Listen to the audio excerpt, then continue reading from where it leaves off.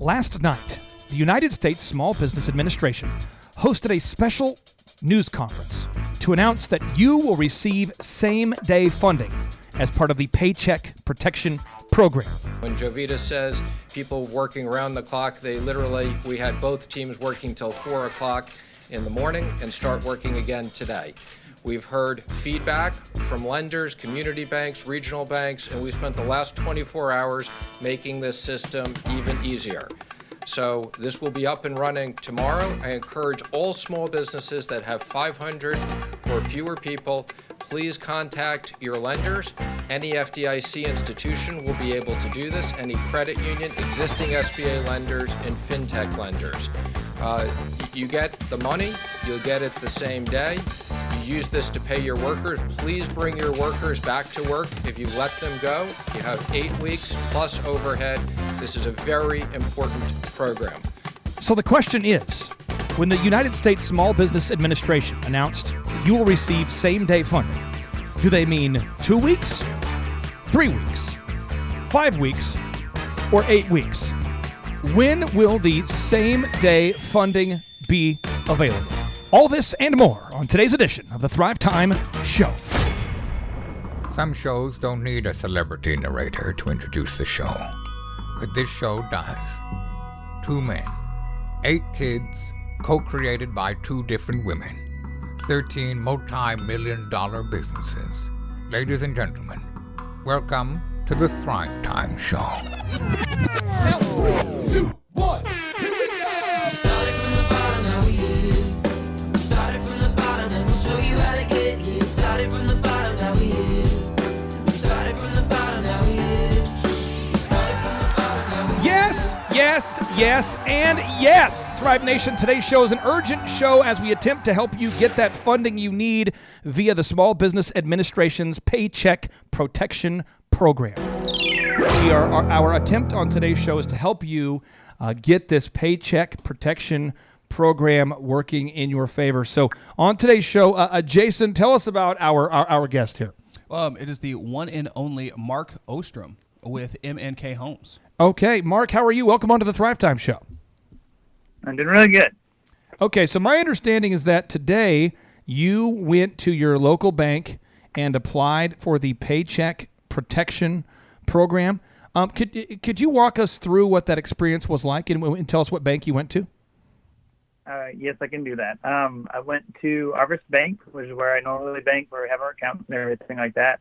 And I got as many forms as I knew to get ready.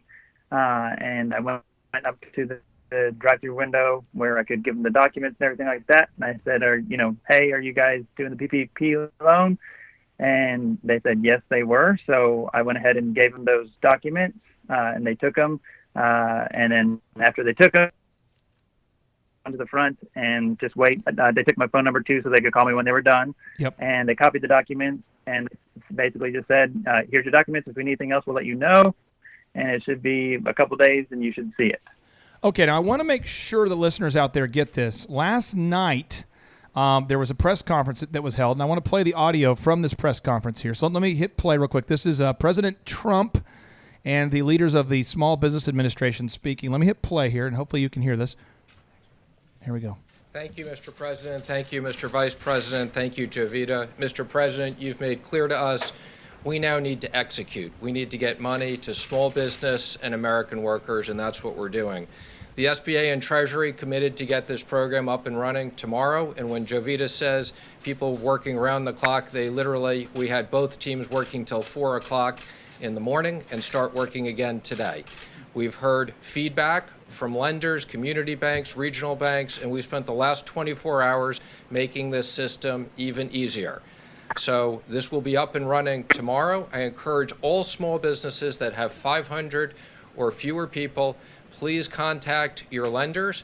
Any FDIC institution will be able to do this, any credit union, existing SBA lenders, and fintech lenders. You get the money, you'll get it the same day. You use this to pay your workers. Please bring your workers back to work. If you've let them go, you have 8 weeks plus overhead. This is a very important program. I'm pleased to announce we are going to raise the interest rate on these loans. And again, the interest rate is paid for as part of the program. The borrower doesn't have to pay this to 1%. We had announced it was going to be 50 basis points. We've heard from some smaller community banks that their deposit costs, even though the government's borrowing at 3 or 4 basis points, this is on average a 90-day loan. To make this attractive for community banks, we've agreed to raise the interest rate. Again, I encourage everybody, take out the Paycheck Protection Program. Okay, I want to make sure we get this. He just said, one of the heads of the Small Business Administration, he just said you're going to get the paycheck the same day. Did you leave Arvest with the paycheck? I did not leave Arvest with a paycheck. And when did they say you would get your paycheck? So they said it would be a couple days. I did ask her. I said, is that on your side or on the government side? And she wasn't 100% sure. So they said they were just going to be processing it. Okay, and I want to make sure everybody out there understands this. The Paycheck Protection Program allows the borrower, a.k.a. the business owner who's been forced to be shut, to receive 2.5 times their average monthly payroll as of February 15th. But for it to be 100% forgiven by the Small Business Administration, these 4 things must happen. The business owner must have spent the loan proceeds only on payroll, interest payments on their mortgage, rent or utility payments, and they must show proof of this at the end of the 8-week period. And their number of employees during the 8-week period after they receive the funds must be equal to or more than the company's employee count between the period analyzed for the average, and they must have the same number of employees, not necessarily the same people. Their current employees' wages must be at least 75% of what they were in the period mentioned in number 2 above, and the employees must make less than $100,000. Higher salaries can be included up to $100,000, but the amount over $100,000 will be excluded. Julia, you're trying to help your clients to get funded here as soon as possible. You're trying to help business owners out there. What sort of feedback have they been running into when they go to their local community banks or maybe their regional banks? So a lot of times I'm getting feedback from the local banks. Some of them are accepting them. Some of them are working on it. Others are come back in a week. We don't have our processes in place. We don't really know what's going on. So I'm getting a lot of that from community banks. Now, on the other side of it, you talk about banks like Bank of America, Citi, Chase Bank, some of the big, larger corporate organizations.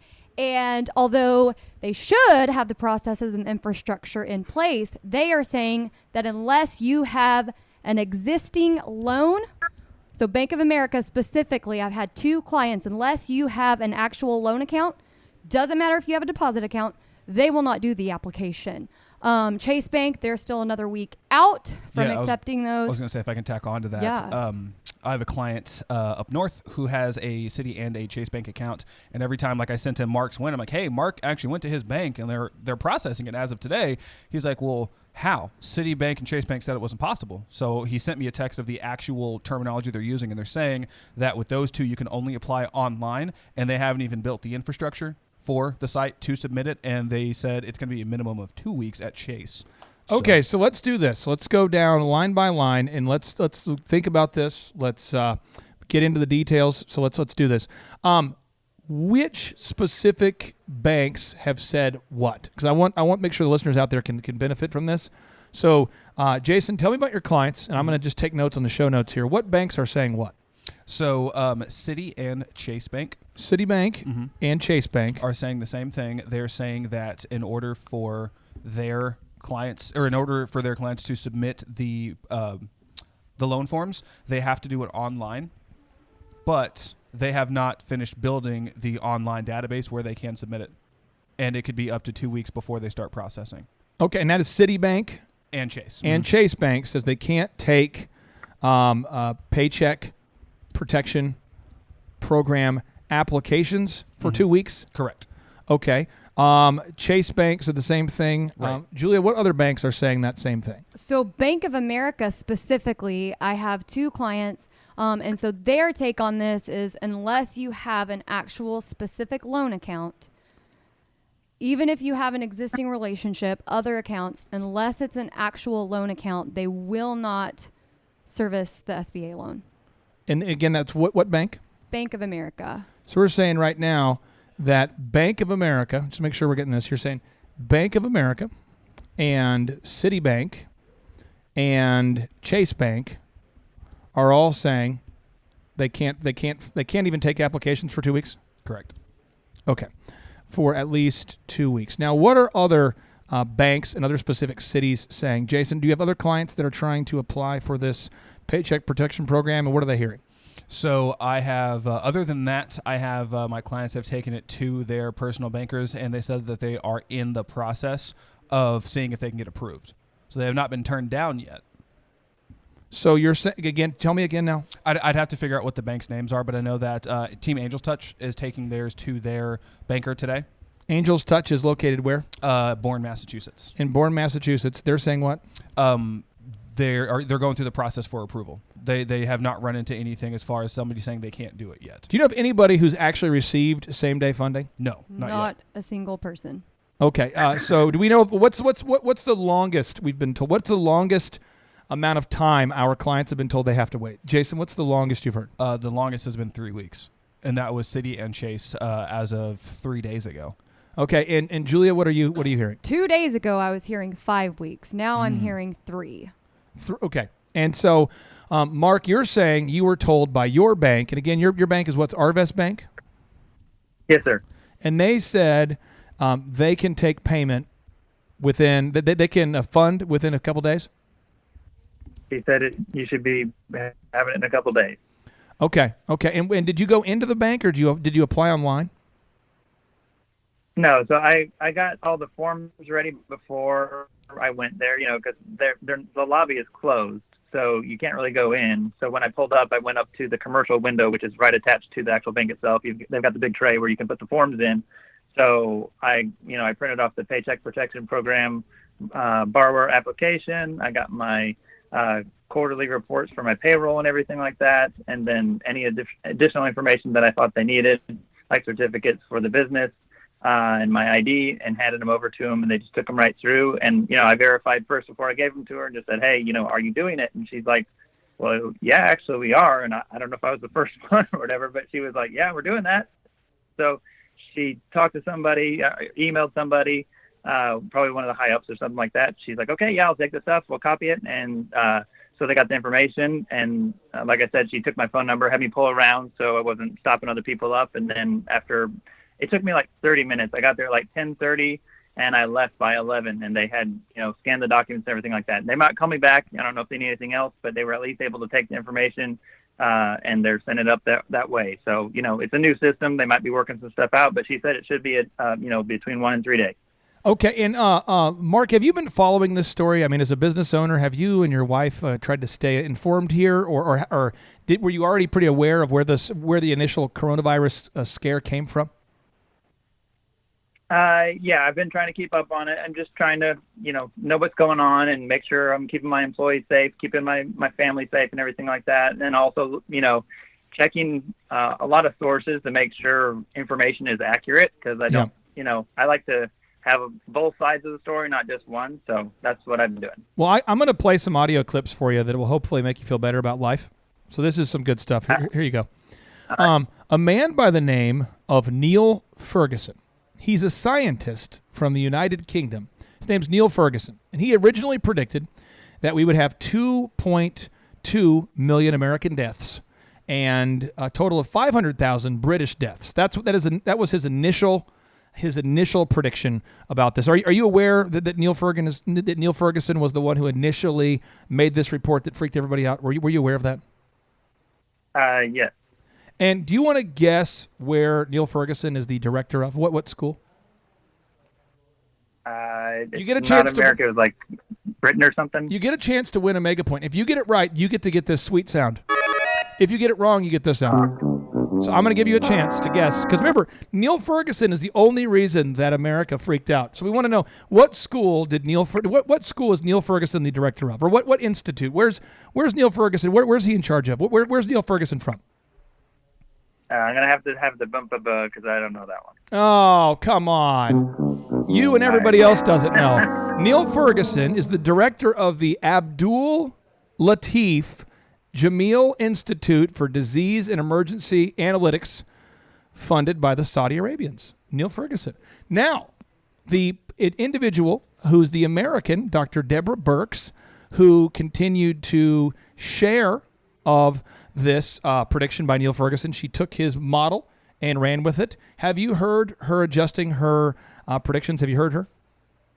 Yeah, I did. I heard that on the podcast the other day. Let me cue it up for those who have not. Let me cue it up. This is Dr. Deborah Birx correcting her initial report about the number of predictions, the number of predicted deaths caused by the coronavirus. Here we go. I'm sure many of you saw the recent report out of the UK.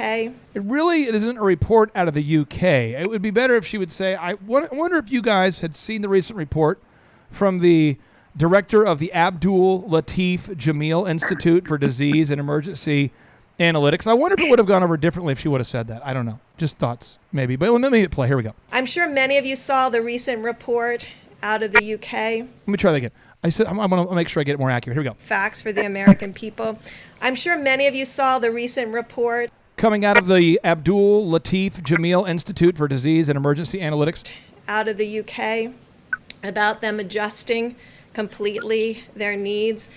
This is really quite important. If you remember, that was the report that said there would be 500,000 deaths in the UK and 2.2 million deaths in the United States. They've adjusted that number in the UK to 20,000. So 500,000 to 20,000. Now, I just want to make sure you get some context here. So, Mark, you're a builder, correct? You build things.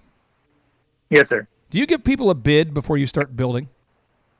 Yes, I do. Tell me about one of the biggest jobs you've done today. Give me an idea of one of the biggest jobs you've done. Just give us one big job, one big kahuna. So we're still a little on the smaller side, but we did.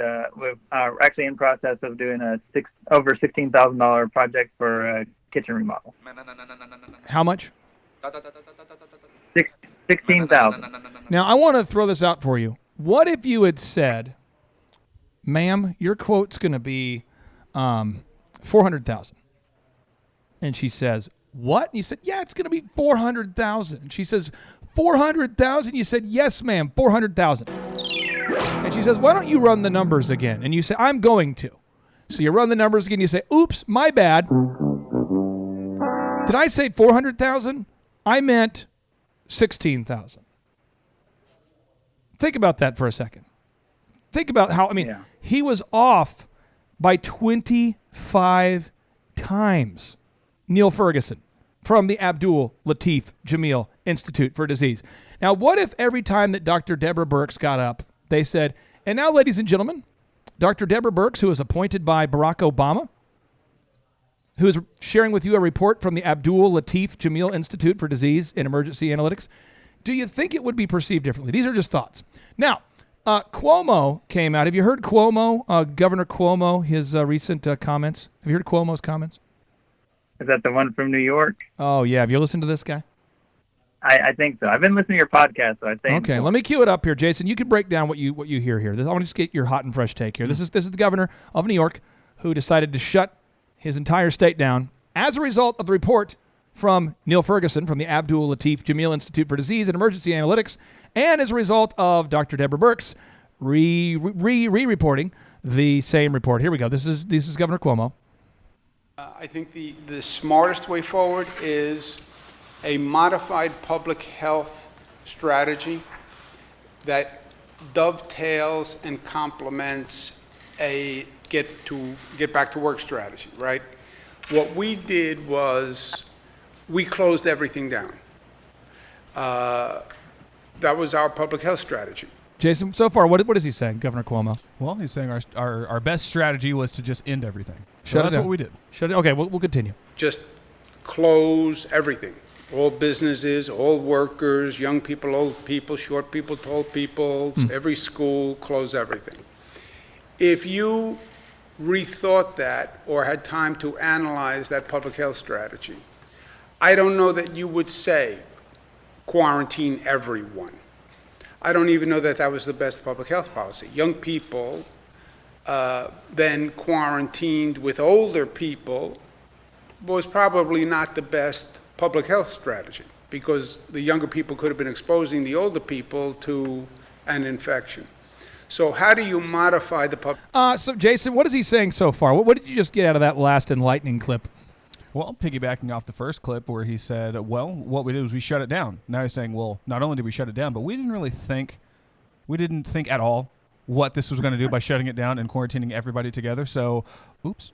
Okay, let me continue playing here. Public health strategy to make it smarter from a public health point of view, but also starts to get you back to work.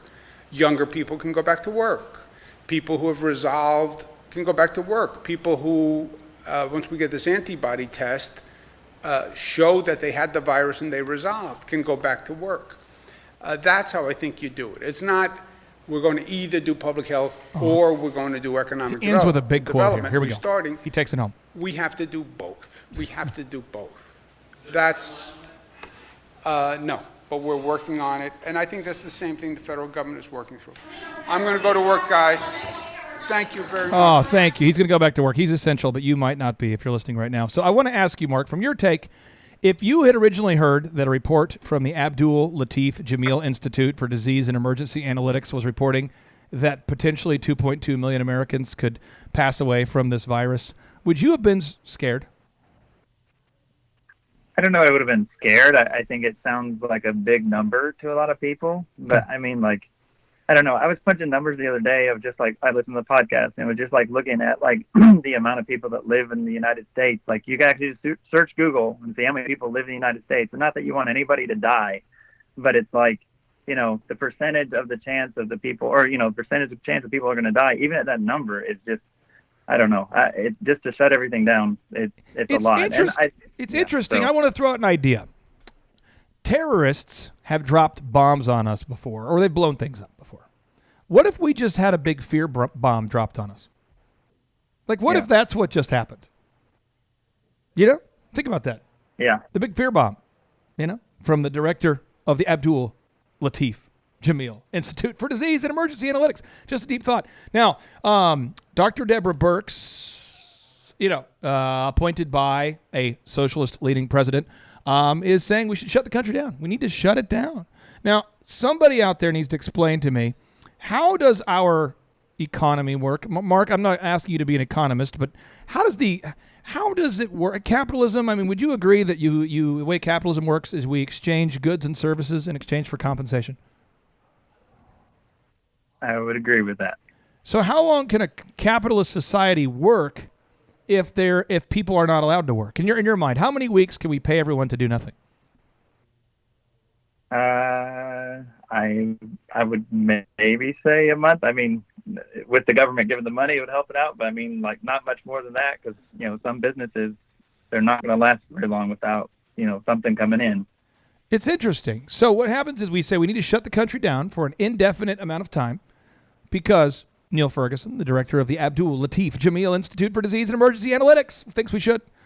And, oh, by the way, now he's off 25 times more than he was off by 25 times. But still, we need to control I'll call it the fear bomb dropped on us by the Abdul Latif Jameel Institute for Disease and Emergency Analytics. And so now we must hunker down and keep the country closed indefinitely, because potentially 88,000 Americans might die, or 200,000 Americans might die. Now, I would like to ask you, because Julia, you work with clients, real business owners. Yes. How long can business owners survive with no income and only expenses?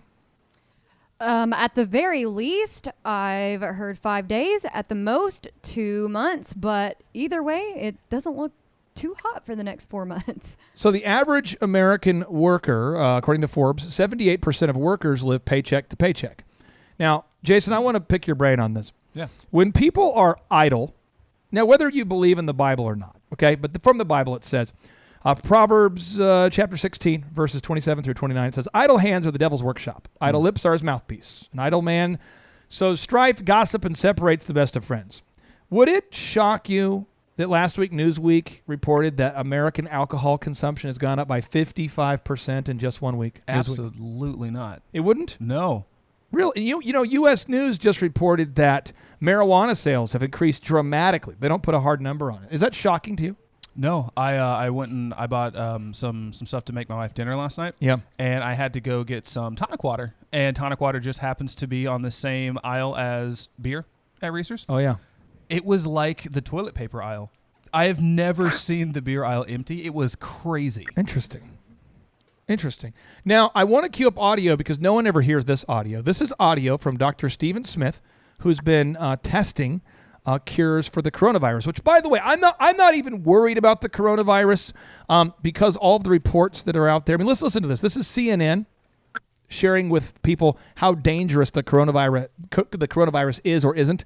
This right here is CNN talking about the dangers of the coronavirus with children. Here we go. As any parent knows, children get colds and viruses a lot. But mercifully, children are not getting terribly sick from this new coronavirus.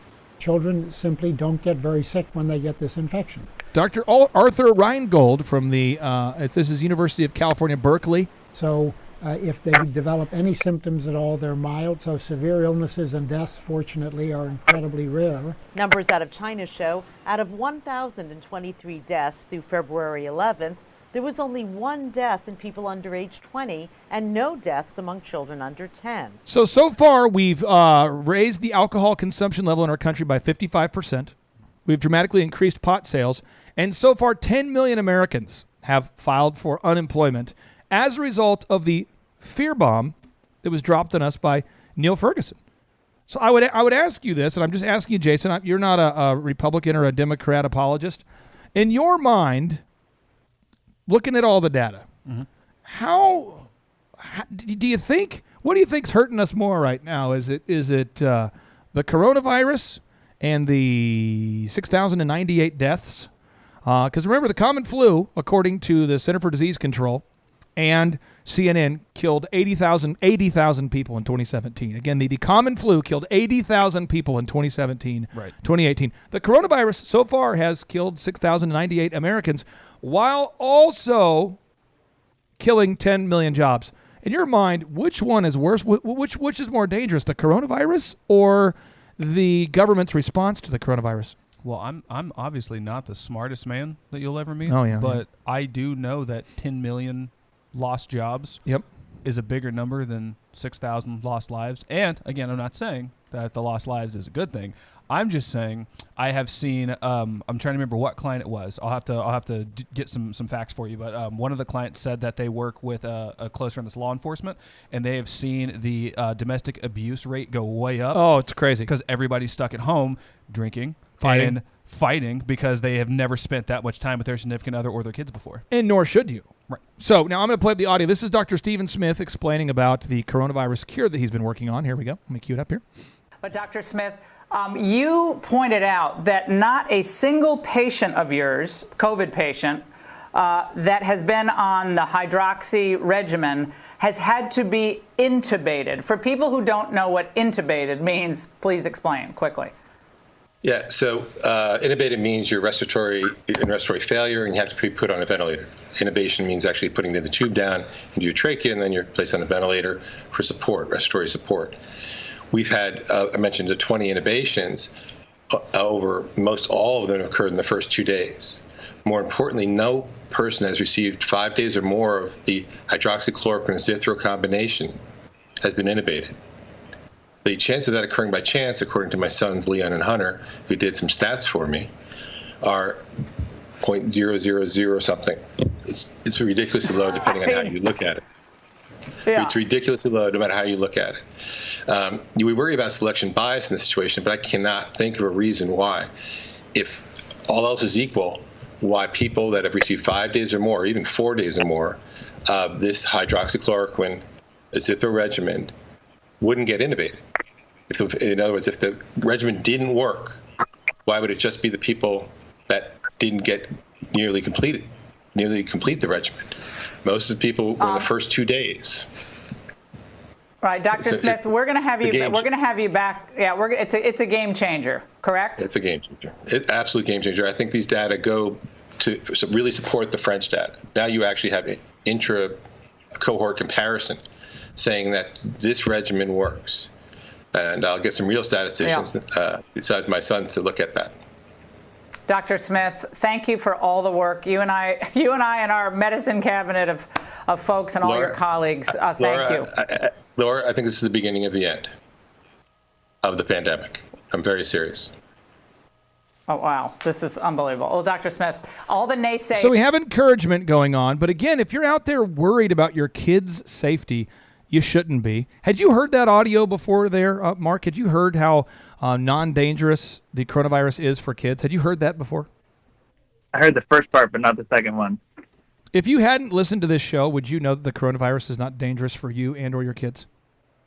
Yeah, pretty much. I mean, like, I'm a little bit on the younger side, but yeah, I really didn't even consider it as a big problem for the kids. I have one kid that's under a year, and I considered it, but I mean, like, the thing, I listened to somebody the other day too, and they're like, how many people do you actually know who have coronavirus? He's like, does anybody here know anybody with coronavirus? And I was like, that's a really good thing. Like, I don't know anybody. And every time that I go out for anything, all I see is a bunch of healthy people walking around. True. Neil Ferguson, the director of the Abdul Latif Jameel Institute for Disease and Emergency Analytics, thinks we should be scared. And I don't know enough about Neil Ferguson to know whether the fact that he is the director of the Abdul Latif Jameel Institute for Disease and Emergency Analytics has anything to do with the fact that he dropped a fear bomb on us. And I don't know enough about Dr. Deborah Birx to know whether the fact that she was appointed by President Obama, who definitely had a socialist worldview, has anything to do with the fact that they are encouraging America to stay shut for the mid and long term. But let me cue up audio from President Trump last night. Did you see President Trump's address? Did you see that last night? No. Okay, I'm going to cue it up for you, and then I'm going to let you get back to building things. But I want you to hear this, because I know this will encourage you and thousands of listeners too. So here we go. 4 weeks ago, we had the greatest economy in the history of the world, the greatest in the world, greatest in the history of the world. We had the most jobs ever in the history of the United States, almost 160 million jobs, right? And then one day, I get a call from Deborah, who's fantastic, and from Dr. Fauci, and she said, we have a problem. I said, what's the problem? And they said, we may have to close it up. I said, close what up? They said, close up the country. I said, what's that all about? And we discussed today, and probably not since 1917, we came to that conclusion, and she is a fantastic person, a brilliant person, and this is what she knows. I said, has it ever been this bad? And I think I can represent that you said no, and part of it is a contagion. It's so contagious. It's like, if you sneeze, I probably get it. Who ever heard of a thing like that, okay?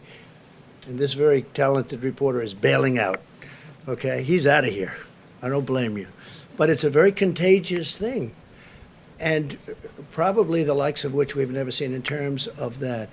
But 1917, so that's over 100 years ago, but that was, it's been written about many, many times. That was a horrible, whether it was 75 or 100 million people, I've heard from 50 to 75, I've heard 75 to 100, but it was tens of millions of people. Now, we have the advantage of communication. This could have been just as bad. I mean, here we can read on the internet, we can see what to do, we can have these meetings, they can watch on television, which they do. A lot of people are watching. A lot of people are watching, and they say, gee, social distancing. But in 1917, they didn't have that option. They didn't know what to do. They just noticed people were dying all over the place. Think of it, 75 to 100 million people died. A lot of people in this country died. To me, it's a great question. How come more people didn't die in this country? And they say it actually started in this country and went to Europe. We lost a lot of people, but relatively we lost very few compared to Europe. So this is a terrible thing that happened, and what's happening now with people and jobs. So think of the position I'm in. We have built all together, everybody, not me, everybody, the greatest economy in history. And all of a sudden, people come in that we respect or we know. And here's the thing, they were right. Everybody questioned it for a while. Not everybody, but a good portion questioned it. They said, let's keep it open. Let's ride it. If we did that, you saw the other graph. And whether it's true or almost true or maybe not true enough, the number was 2.2 million people would have died. 2.2 million people would have died in a short period of time. In fact, the graph could have been even shorter. I always notice that horrible one where it goes high, it actually comes down a little bit faster. It might have been over faster, and you would have lost 2.2 million people. So they come in and they say, we have to close up the country. And I say, you know what that does to the fabric of this country? To people that had great jobs, great family, no problems with money, their 401k, everything is perfect. Then all of a sudden they go from that to having no job in one day. They never even thought of it. And then you see 6 million people unemployed, unemployment numbers get released, and you see 6 million people. And it's an artificial closing. It's not like we have a massive recession or worse. It's artificial because we turned it off. Think of what we're doing. We're saying, don't go to work and we'll pay you. Everything's the opposite. It was always go to work and make a lot of money and do well, and the American dream. Because of a hidden enemy, we're saying, don't go to work and we're going to pay you. Look at the money, $2 trillion. And we will probably do more. I think infrastructure would be a fantastic thing to do. You want to get the restaurants back, you give deductibility. You understand what that is? You give deductibility for businesses where they go and they use the restaurants. The restaurants will be bigger and better than they were before. You know, people don't know. A lot of restaurants closed when they ended deductibility. And then they started doing well, but they had fewer restaurants. But the boom of the restaurants is when they had deductibility, where corporations could use them. So, and entertainment. That was a great thing. But they closed it, and then they closed it again, and it wasn't the same. But you want to get them back, you do that. But infrastructure, we borrow our money now at zero. You know, if we were paying 5%, 4%, 3%, it's a different ballgame. We're borrowing. We can borrow long-term for zero, literally zero. You know that, because we're considered the safe investment all over the world. They want money in the United States. That's where they want the money. So I know better than anybody. I know what they're going through, and it's horrible. But you know what I want to do? I want to be able to get them back fast. When this is over, it's going to be a day we're going to celebrate because everyone's going to go to work, and I think we're going to have boom times. I think it's going to be great. And we've learned a lot. We've learned about borders. We've learned about reliance on other countries. We've learned so much that I think we really have a chance to be bigger and better and stronger. And I think it's going to come back very quickly. Mark, I'm glad you got a chance to hear that for the first time. So you hadn't heard that yet? No, I had not. What's your immediate response to that? How are you? How do you process that? I'm just very thankful for our president. I mean, like, we've had a lot of different presidents, but what he is before he came, I think he's in a really good place for our country because I think part of what I looked at, they're looking at, you know, things were booming. They're going to pull things back and kind of support people and help people while everyone's going through everything they're doing to try to keep the deaths down. But as soon as things like open back up, it's just going to spring right back. And I would not be surprised if we come back better than we were before. So that's what I take from that. I mean, like, I'm just so thankful for somebody like that cares about the people, in my opinion. I know a lot of people don't like him, but just for the time that we're in, I think that he cares about people not dying, and I think he also cares about us not going broke and, you know, going into a depression, and he's doing everything he can in the position he's at to be a blessing to this country. You are, Jason, would you agree Mark's one of the nicest humans on the planet? Mark is, and now remember, I'm a married man. I love my wife, but Mark is one of the most amazing human beings I've ever had the pleasure of knowing. Mark, thank you so much for joining us today. We wanted to get this information out to the Thrive Nation, and appreciate you allowing us to take a half hour of your day, and I hope you have a great rest of your afternoon. You too. Take care. And now, without any further ado, 3, 2,